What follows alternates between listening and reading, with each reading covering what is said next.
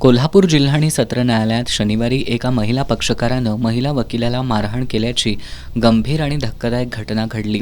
या घटनेच्या निषेधार्थ आज जिल्हा बार असोसिएशनची तातडीची सभा घेण्यात आली. सभेत वकिलांनी आपली भूमिका मांडत पोलीस प्रशासनावर टीका केली. ॲडव्होकेट विद्या देशमुख यांनी न्यायालय परिसरात तैनात असलेल्या पोलिसांच्या कामकाजावर प्रश्नचिन्ह उपस्थित करत संबंधित पोलिसांची तात्काळ बदली करण्याची मागणी केली. ॲडव्होकेट स्वाती तानवडे यांनी या घटनेच्या निषेधार्थ हल्लेखोर महिला पक्षकाराचं कुणीही वकीलपत्र घेऊ नये, तसंच वकिलांनी काळ्या फिती लावून कामकाजात सहभाग घ्यावा अशी भूमिका मांडली. ॲडव्होकेट शिल्पा सुतार यांनी जिल्हा सत्र न्यायालयातच महिला वकिलावर अन्याय होत असेल तर जिल्ह्यातील इतर महिलांना न्याय कसा मिळणार असा सवाल उपस्थित करत संबंधित अधिकाऱ्यांवर कडक कारवाईची मागणी केली. यावेळी ॲडव्होकेट गौतम पोवार यांनी या प्रकाराचा निषेध करत स्वसंरक्षणासाठी वकिलांना हत्यार बाळगायला परवानगी देण्याचा ठराव करण्याची मागणी केली.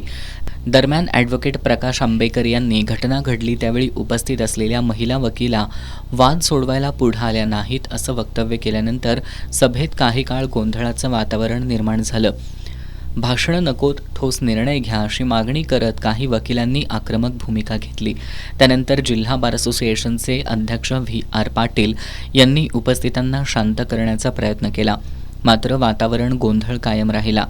अखेर bar council of Maharashtra and गोवाचे माजी चेअरमन ॲडव्होकेट विवेक घाटगे यांनी महिला वकिलांवर हल्ल्याच्या निषेधार्थ आजपासून कामबंद आंदोलन करू असं जाहीर केलं. लग्नाच्या पूर्वसंध्येला एका महिला वकिलावर हल्ला झाला आणि त्या हल्ल्यानंतर जिल्हा न्यायाधीश या महिला आहेत, विधी सेवा प्राधिकरणच्या सेक्रेटरी या देखील महिला आहेत, पण त्यांनी कोणताही कॉग्निझन्स घेतला नाही. त्यांनी 2 पायऱ्या उतरून खाली येऊन चौकशी केली नाही. याचा निषेध बार असोसिएशनच्या सभेत झालेला आहे. त्यामुळं ज्या जिल्हा न्यायाधीश आहेत त्यांची जोपर्यंत बदली होत नाही, अकार्यक्षमपणे त्यांनी काम करतात, जोपर्यंत बदली होत नाही तोपर्यंत त्यांच्या समोर कोणतेही वकील कामकाज करणार नाही. त्यांच्या कामकाजावर बहिष्कार टाकण्याचा निर्णय झालेला आहे.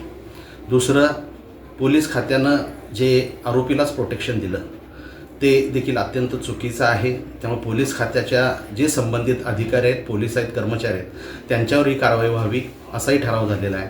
आणि तिसरं महत्त्वाचं की यापुढं कोणत्याही कार्यक्रमामध्ये, जिल्हा बारच्या कोणत्याही कार्यक्रमामध्ये जिल्हा न्यायाधीशांना आमंत्रण द्यायचं नाही अशा स्वरूपाचा ठराव झालेला आहे. 14 तारखेला इथं मेगा शिबिर आहे, त्या शिबिरावर देखील बहिष्कार घालण्याचा निर्णय झालेला आहे.